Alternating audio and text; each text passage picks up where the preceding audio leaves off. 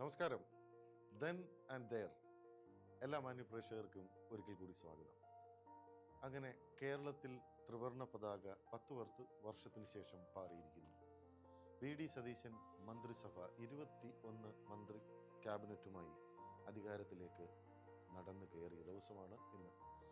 എന്നാൽ ഇന്ന് ഞാൻ പറയുന്നത് ഏറ്റവും വലിയ ഒരു സർപ്രൈസ്, അതായത് വലിയ പൊളിറ്റിക്കൽ പണ്ഡിറ്റ്സോ അല്ലെങ്കിൽ മാധ്യമപ്രവർത്തകരോ ഈവൻ രാഷ്ട്രീയക്കാർ പോലും ഒരിക്കലും മനസ്സിൽ പോലും കരുതാത്ത ഒരു വലിയ സർപ്രൈസ് എൻട്രിയാണ് സതീശൻ മന്ത്രിസഭയിലേക്ക് ഇന്നലെ വൈകുന്നേരം നടന്നു കയറിയത്. അതെ, നിങ്ങൾക്കിപ്പോൾ മനസ്സിലായി കാണും ആരാണെന്ന്. അത് അഡ്വക്കേറ്റ് ഒ.ജെ. ജനീഷ്, 38 വയസ്സുള്ള തൃശ്ശൂരിൽ നിന്നുള്ള ഏക മന്ത്രി. ഞാൻ ഒ.ജെ. ജനീഷ് എന്ന ഞാൻ നിയമം വഴി സ്ഥാപിതമായ ഭാരതത്തിൻ്റെ ഭരണഘടനയോട് നിർവ്യാജമായ വിശ്വസ്തതയും കൂറും പുലർത്തുമെന്നും ഞാൻ ഭാരതത്തിൻ്റെ പരമാധികാരവും അഖണ്ഡതയും നിലനിർത്തുമെന്നും ഞാൻ കേരള സംസ്ഥാനത്തെ ഒരു മന്ത്രി എന്ന നിലയിലുള്ള എൻ്റെ കർത്തവ്യങ്ങൾ വിശ്വസ്തയോടും മനസാക്ഷിയും മുൻനിർത്തിയും നിർവഹിക്കുമെന്നും ഭരണഘടനയും നിയമവും അനുസരിച്ച് ഭീതിയോ പക്ഷപാതമോ പ്രീതിയോ വിദ്വേഷമോ കൂടാതെ എല്ലാ തരത്തിലുള്ള ജനങ്ങൾക്കും നീതി ചെയ്യുമെന്നും ദൈവത്തിൻ്റെ നാമത്തിൽ സത്യം ചെയ്യുന്നു.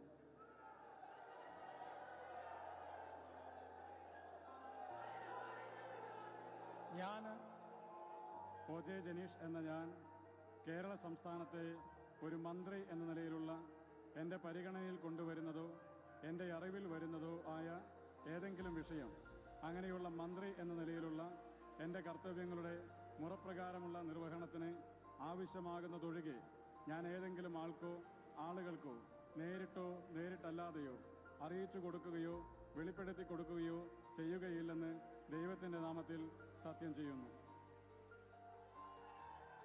നമുക്ക് അദ്ദേഹം എങ്ങനെയാണ് സ്പെഷ്യലാകുന്നത് എന്ന് നമുക്ക് നോക്കാം. ഈ മന്ത്രിസഭയിലെ ഏറ്റവും പ്രായം കുറഞ്ഞ 38 വയസ്സ് മാത്രം പ്രായമുള്ള ഏറ്റവും പ്രായം കുറഞ്ഞ ഒരു മന്ത്രിയാണ് അദ്ദേഹം. വി.ഡി. സതീശൻ മന്ത്രിസഭയിലെ യുവജനക്ഷേമ വകുപ്പ് അദ്ദേഹം കൈകാര്യം ചെയ്യുമ്പോൾ ഒരു നിയോഗം പോലെ, ഒരുപക്ഷെ 2 മാസങ്ങൾക്ക് മുമ്പ് വരെ പോലും അദ്ദേഹം പോലും ഒരിക്കലും മനസ്സിൽ പോലും ചിന്തിച്ചിട്ടുണ്ടാവില്ല. യൂത്ത് കോൺഗ്രസിൻ്റെ സംസ്ഥാന അധ്യക്ഷനായിരുന്നു അദ്ദേഹം, ഇപ്പോഴും അതാണ്.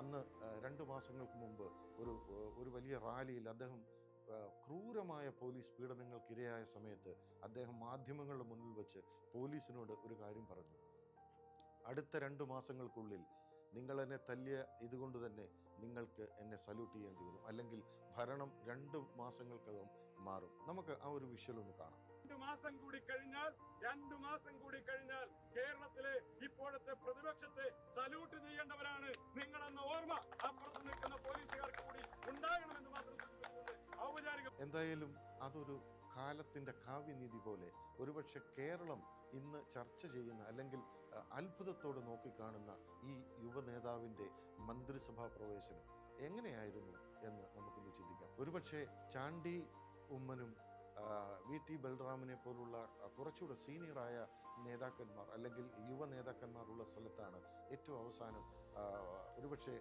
കെ.സി. വേണുഗോപാലിൻ്റെ ഒരു സാന്നിധ്യത്തിൽ അദ്ദേഹത്തിൻ്റെ ഒരു ഏറ്റവും ഇഷ്ടപാത്രമായ ഒ.ജെ. ജനീഷ് മന്ത്രിസഭയിലേക്ക് കടന്നു വരുന്നത്. യൂത്ത് കോൺഗ്രസിൻ്റെ സംസ്ഥാന അധ്യക്ഷനായിരിക്കുന്ന ഒ.ജെ. ജനീഷിനെ ഒരുപക്ഷെ കെ.സി. വേണുഗോപാലിൻ്റെ നിർബന്ധപ്രകാരമാണ് CPIയുടെ കുത്തക മണ്ഡലമായ കൊടുങ്ങല്ലൂരിലേക്ക് ഈ നിയമസഭാ ഇലക്ഷന് നിയമിക്കുന്നത്. ഒരുപക്ഷെ ഒരാൾ പോലും സാധ്യത കൽപ്പിക്കാത്ത ആ മണ്ഡലത്തിൽ പോരാട്ടങ്ങളുടെ തീച്ചോളിയിൽ കൂടെ വളർന്നു വന്ന ഈ യുവ നേതാവ് സിറ്റിംഗ് MLA ആയ വി.ആർ. സുനിൽകുമാറിനെ അപ്രതീക്ഷിതമായി വൻപിച്ച ഭൂരിപക്ഷത്തിൽ പരാജയപ്പെടുത്തുകയായിരുന്നു. അതുതന്നെ ഒരു വലിയ സർപ്രൈസ് ആയിരുന്നു. എന്നാൽ ഇന്ന് മന്ത്രിസഭയിലേക്ക് കടന്നു വരുമ്പോൾ ഒ.ജെ. ജനീഷ് എന്ന യൂത്ത് കോൺഗ്രസ് നേതാവിനെ ജനങ്ങൾ എത്രയോ പ്രത്യാശയോടു കൂടിയാണ് ഉറ്റുനോക്കുന്നത്. 1988 തൃശ്ശൂർ ജില്ലയിലെ മാളയ്ക്കടുത്ത് ഓഴൂർ എന്ന ചെറിയ ഗ്രാമത്തിൽ ഓടാശ്ശേരി ജനരഞ്ജൻ പത്മ ദമ്പതികളുടെ മൂത്ത മകനായി അദ്ദേഹം ജനിച്ചു. കുട്ടിക്കാലമൊക്കെ വളരെ ബുദ്ധിമുട്ടിലായിരുന്നു. അദ്ദേഹത്തിൻ്റെ പിതാവ് ഒരു ബാർ തൊഴിലാളിയായിരുന്നു. ഒരുപക്ഷെ അദ്ദേഹം പോളിടെക്നിക്കിന് ഡിപ്ലോമയ്ക്ക് പഠിക്കുമ്പോൾ അദ്ദേഹത്തിൻ്റെ പിതാവിനെ നഷ്ടപ്പെട്ടു. അതിനുശേഷം ആ കുടുംബത്തെ, മൂത്ത പുത്രൻ എന്ന നിലയിൽ ആ കുടുംബത്തെ അദ്ദേഹം ഏറ്റെടുക്കാൻ അദ്ദേഹം സെക്യൂരിറ്റി ജോലി ചെയ്തു. മറ്റുള്ള ചെറിയ ചെറിയ ജോലികൾ ചെയ്താണ് പഠനവും വീട്ടുകാര്യങ്ങളും നോക്കിയിരുന്നത്.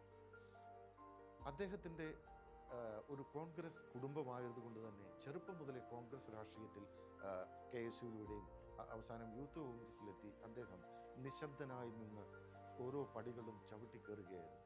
തൃശ്ശൂരെ യൂത്ത് കോൺഗ്രസിൻ്റെ ജില്ലാ അധ്യക്ഷൻ അദ്ദേഹമായി, അതുപോലെ തന്നെ സംസ്ഥാന വൈസ് പ്രസിഡൻറ്റുമായിരിക്കെയാണ് രാഹുൽ മാങ്കൂട്ടത്തിൻ്റെ വിഷയത്തിൽ രാഹുൽ മാങ്കൂട്ടത്തിന് രാജിവെക്കേണ്ടി വരികയും യൂത്ത് കോൺഗ്രസിൻ്റെ അധ്യക്ഷ സ്ഥാനം ഒരു രണ്ടാമതൊരു ചിന്തയ്ക്ക് ഇടമില്ലാതെ തന്നെ അദ്ദേഹത്തിലേക്ക് എത്തിച്ചേരുകയും ചെയ്തു. അദ്ദേഹം നയിച്ച പോരാട്ടങ്ങളുടെ ഒരു കഥയുണ്ട്.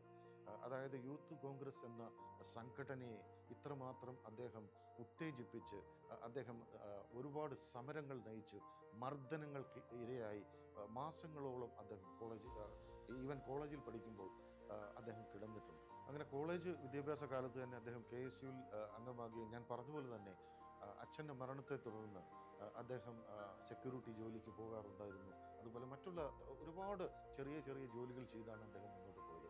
പിന്നീട് കോളേജ് വിദ്യാഭ്യാസം കഴിഞ്ഞ് അദ്ദേഹം പെരുമ്പാവൂരിലേക്ക് വരികയും പോളിടെക്നിക്കിൽ നിന്ന് ഡിപ്ലോമ കരസ്ഥമാക്കി. ആ കാലഘട്ടത്തിലൊക്കെയും അദ്ദേഹം കോൺഗ്രസ് രാഷ്ട്രീയം, യൂത്ത് കോൺഗ്രസ്, KSU രാഷ്ട്രീയത്തിലൊക്കെ നിറഞ്ഞു നിന്നിരുന്നു. എന്നാൽ അധികം ആരും അറിയപ്പെടാൻ ആഗ്രഹിക്കാത്ത ഒരു വ്യക്തിത്വമായിരുന്നു അദ്ദേഹം. ഒരുപക്ഷെ അദ്ദേഹത്തിൻ്റെ ജീവിത സാഹചര്യങ്ങളിൽ അദ്ദേഹം വളർന്ന ആ സാഹചര്യത്തിൽ ഒരിക്കലും പ്രത്യേകിച്ച് നമ്മൾ പറഞ്ഞാൽ ഒരു കോൺഗ്രസ് രാഷ്ട്രീയത്തിൽ ഒരു സ്ഥാനമാനങ്ങളിലേക്ക് എത്തുമ്പോൾ ഫ്ലക്സ് ബോർഡുകളും PR വർക്കുകളും ഒക്കെ നടത്തുന്ന ഒരു പതിവ് നമ്മൾ കണ്ടിട്ടുണ്ട്. പതിവ് കോൺഗ്രസ് രാഷ്ട്രീയ ഒരു ചുറ്റുപാടിൽ നിന്നൊക്കെ വ്യത്യസ്തനായിരുന്നു OJ ജനീഷ്. അദ്ദേഹം അത് കഴിഞ്ഞ് തൃശ്ശൂരിൽ ലോ കോളേജിൽ LLB വിദ്യാഭ്യാസം കഴിഞ്ഞ് അദ്ദേഹം വക്കീലായി അദ്ദേഹം പ്രാക്ടീസ് തുടങ്ങുന്നു. തൃശ്ശൂർ യൂത്ത് കോൺഗ്രസിനെ അദ്ദേഹം എങ്ങനെയാണ് തൻ്റെ കൂടെ നിർത്തുകയും ഈ കഴിഞ്ഞ 5 വർഷത്തെ ഭരണത്തിനിടയിൽ ഭീകരമായ മർദ്ദനങ്ങൾ ഏൽക്കുകയും ചെയ്തു.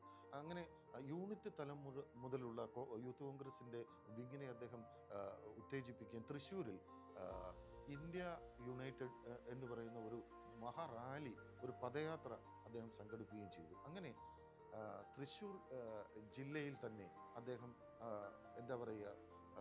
യൂത്ത് കോൺഗ്രസിൻ്റെ സംസ്ഥാന സമ്മേളനം വരെ അദ്ദേഹം വളരെ ചിട്ടയായിട്ട് നടത്തിയ ഒരു സംഘാടകനായിരുന്നു. അങ്ങനെയാണ് അദ്ദേഹം നേതാക്കന്മാരുടെ മുന്നിലേക്ക് എത്തിച്ചേരുന്നത്. അതുപോലെ തന്നെ എങ്ങനെ ജനീഷ് കുമാർ കേരളം അറിഞ്ഞു എന്ന് പറഞ്ഞാൽ നമ്മൾ ഓരോരുത്തർക്കും ഓർമ്മയുണ്ടാകും. പാലിയേക്കര ടോൾ പ്ലാസയിലെ ടോൾ പിരിവ്, നമ്മളത് ഒരാളെങ്കിലും അതുവഴി കടന്നു പോകുന്നവർ അനുഭവിച്ച ഒരു ദുരിതമായിരുന്നു അത്. അദ്ദേഹം അതിന് ഹൈക്കോടതിയിൽ പോകുകയും ടോൾ പ്ലാസയ്ക്കെതിരെ കേസ് വിജയിക്കുകയും ചെയ്തു. അങ്ങനെ പത്രത്തിൽ വരുന്നു. എന്നാൽ ഈ കാലഘട്ടത്തിലൊക്കെയും അദ്ദേഹം ഒരിക്കലും സ്വന്തം ഫ്ലക്സ് അടിക്കുകയോ അല്ലെങ്കിൽ സ്വന്തം PR നടത്തുകയോ ഒന്നും ചെയ്യാതെ യഥാർത്ഥ ഒരു സാധാ കോൺഗ്രസ് പ്രവർത്തകനായി അദ്ദേഹം മാറുകയായിരുന്നു. അങ്ങനെ KC വേണുഗോപാലിൻ്റെ ഒരു അരുമ ശിഷ്യൻ എന്ന് തന്നെ പറയാം. സർപ്രൈസ് ആയിരുന്നു എല്ലാം ജീവിതത്തിൽ. അങ്ങനെ ഒരു സർപ്രൈസ് ആയിരുന്നു ഇന്നലെ വൈകുന്നേരം കാത്തുവെച്ചതും. അങ്ങനെ VD സതീശൻ മന്ത്രിസഭയിലേക്ക് യുവജന ക്ഷേമ വകുപ്പ് കൈകാര്യം ചെയ്യാൻ OJ ജനീഷിനെ തിരഞ്ഞെടുക്കുന്നത്. ഇതിൽ നമ്മൾ കാണേണ്ട ഒരു കാര്യം, ജീവിതത്തിൽ എങ്ങനെയാണ് ഒന്നുമില്ലായ്മയിൽ നിന്നും മുന്നോട്ട് കടന്നു വരികയും ഒരു വലിയ പദത്തിലേക്ക് എത്തുകയും ചെയ്യുന്നത്. അദ്ദേഹം കോളേജ് കാലഘട്ടത്തിലൊക്കെ മർദ്ദനമേറ്റ് ദിവസങ്ങളോളം മാസങ്ങളോളം അദ്ദേഹം ആശുപത്രിവാസം അനുഭവിച്ചിട്ടുണ്ട്. എന്നാൽ ഒരു സാധാ കോൺഗ്രസ് പ്രവർത്തകനായി കോൺഗ്രസിനെ മുന്നോട്ട് നയിക്കാനുള്ള ഒരു നേതൃപാഠവും അദ്ദേഹത്തിനുണ്ടായിരുന്നു. ഒരുപക്ഷെ ഞാൻ ഓർക്കുന്നു, ഞാൻ കൊടുങ്ങല്ലൂരിലൂടെ യാത്ര ചെയ്യുന്ന സമയത്ത്, കൊടുങ്ങല്ലൂരിൽ ഈ ഇലക്ഷൻ്റെ സമയത്ത് ഞാൻ യാത്ര ചെയ്യുമ്പോൾ കൊടുങ്ങല്ലൂർ മണ്ഡലം ഒരുപക്ഷെ CPIയുടെ കുത്തക മണ്ഡലം, സിറ്റിംഗ് MLA ആയ VR സുനിൽകുമാർ ഒരിക്കലും പരാജയപ്പെടും എന്ന് ഒരാളും കരുതാത്ത ആ മണ്ഡലത്തിൽ അദ്ദേഹത്തിൻ്റെ പോരാട്ട വീര്യം വളരെ സർപ്രൈസായിരുന്നു. അതും ഒരു സർപ്രൈസായിരുന്നു. ആ സർപ്രൈസ് ഇപ്പോഴും കാത്തു സൂക്ഷിക്കാൻ OJ ജനീഷ് എന്ന സാധാരണ കുടുംബത്തിൽ നിന്നുള്ള ആ കോൺഗ്രസ് പ്രവർത്തകന് സാധിക്കും. അതുകൊണ്ട് ഓരോ കോൺഗ്രസ് പ്രവർത്തകൻ്റെയും മനസ്സിൽ ഇപ്പോഴുണ്ടാകുന്ന ഒരു വലിയ അനുഭവം ഉണ്ടാകാം, അല്ലെങ്കിൽ ഓർമ്മപ്പെടുത്തലുകൾ ഉണ്ടാകാം. ആത്മാർത്ഥമായിട്ട് പരിശ്രമിച്ചാൽ നമുക്ക് എത്തിച്ചേരാൻ കഴിയുന്നതേ ഉള്ളൂ എല്ലാം. എന്തായാലും ഇന്ന് അദ്ദേഹത്തിൻ്റെ സത്യപ്രതിജ്ഞയിൽ ഒരുപക്ഷെ കേരളക്കരയാകെ നോക്കിക്കാണുന്നത് 38 വയസ്സുള്ള ഒരു യുവ നേതാവ് മന്ത്രിസ്ഥാനത്തേക്ക് കടന്നു വരുന്ന മനോഹര കാഴ്ച. എനിക്ക് തോന്നുന്നത് 1986, എൻ്റെ ഓർമ്മ ശരിയാണെങ്കിൽ, രമേശ് ചെന്നിത്തലയായിരുന്നു അന്ന് ഏറ്റവും പ്രായം കുറഞ്ഞ. ഇതിൽ പ്രായം കുറവ് അന്ന് അദ്ദേഹത്തിന് 28 വയസ്സും 30 വയസ്സേ ഉണ്ടായിരുന്നുള്ളൂ. എന്നാൽ ഇപ്പോൾ 38 വയസ്സുള്ള OA ജനീഷ് കോൺഗ്രസ് രാഷ്ട്രീയത്തിലൂടെ സംസ്ഥാനത്തിൻ്റെ ഒരു മന്ത്രിയാകുക, VD സതീശൻ മന്ത്രിസഭയിലെ ക്യാബിനറ്റിലേക്ക് കടന്നു വരിക, അത്ഭുതകരമാണ്. ഈ ഒരു യാത്ര കാലം കാത്തുവെച്ച കാവ്യനീതിയാണ്. ഇപ്പോൾ അദ്ദേഹത്തെ തല്ലി ക്രൂരമായി മർദ്ദിച്ച് അദ്ദേഹം അലറിക്കറിഞ്ഞിട്ട് പോലും വിടാതിരുന്ന ആ പോലീസുകാർ ഇനി അദ്ദേഹത്തെ സല്യൂട്ട് ചെയ്യും. അതാണ് കാവ്യനീതി, കാലം കാത്തുവെച്ച കാവ്യനീതി. ഒരു നിയോഗം പോലെ അദ്ദേഹത്തിലേക്ക് ഈ മന്ത്രിസ്ഥാനം എത്തുമ്പോൾ കേരളക്കരയാകെ ഒന്നടങ്കം സന്തോഷിക്കുമ്പോൾ, പ്രത്യേകിച്ചും മലനാട് TV-യുടെ എല്ലാവിധ ആശംസകളും ജനീഷ് കുമാറിന്. ജീവിത പ്രാരാബ്ധങ്ങളിൽ നിന്ന് വളർന്നു വരുന്ന ഓരോ രാഷ്ട്രീയക്കാരനും അല്ലെങ്കിൽ ഓരോ വ്യക്തികൾക്കും ഒരു മാതൃകയാണ് OJ ജനീഷ്. അദ്ദേഹം പോലും ഒരിക്കലും ചിന്തിച്ചിട്ടുണ്ടാവില്ല അദ്ദേഹത്തിൻ്റെ അമ്മയുടെ വേദന, അദ്ദേഹത്തിൻ്റെ ജീവിതത്തിൽ അനുഭവിച്ച ഒരുപാട് പീഡനങ്ങൾ, ഒരുപക്ഷെ അച്ഛൻ്റെ മരണത്തിന് ശേഷം അദ്ദേഹം പതറിയിരുന്നുവെങ്കിൽ ഇന്ന് ആ മന്ത്രിസഭയിലേക്ക്, ആ മന്ത്രി കസേരയിലേക്ക് അദ്ദേഹത്തിന് ഒരിക്കലും നടന്നു കയറാൻ കഴിയില്ലായിരുന്നു. എന്തായാലും സന്തോഷമുണ്ട്, അഭിമാനമുണ്ട്, ബഹുമാനമുണ്ട്. പ്രിയപ്പെട്ട മിനിസ്റ്റർ, അങ്ങക്ക് എല്ലാവിധ ഭാവങ്ങളും നേരുന്നു. ജയ് ഹിന്ദ്.